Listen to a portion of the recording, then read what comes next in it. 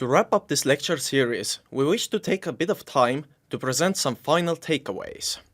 And as we mentioned at the very beginning of this lecture series, we are in an era of fast-growing businesses, which means that manual and intuition-driven BPM techniques are no longer sufficient.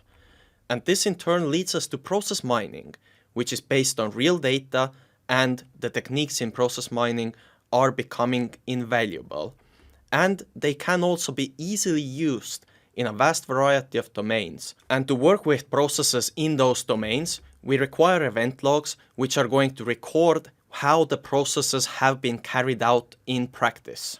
Once we have those event logs, we can apply automated process discovery techniques, conformance checking techniques, variant analysis techniques, and also performance mining techniques. These four sets of techniques can be seen as forming the core or the backbone of process mining.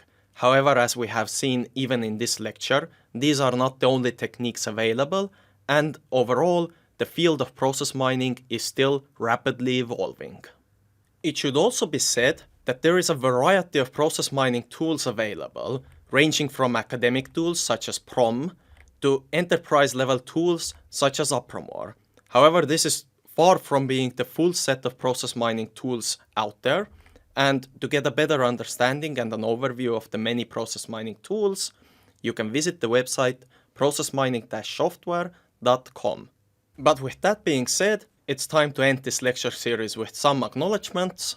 First of all, this lecture series was made possible by Antti Alman, Gamal El-Koumi, Manuel Camargo, and Marlon Dumas. And the lectures were recorded in the Delta Center of the University of Tartu. Now, to end this lecture series, I will leave you with the following thought. Every process can be analyzed and improved. In fact, you might see those processes around you even while walking around in the city.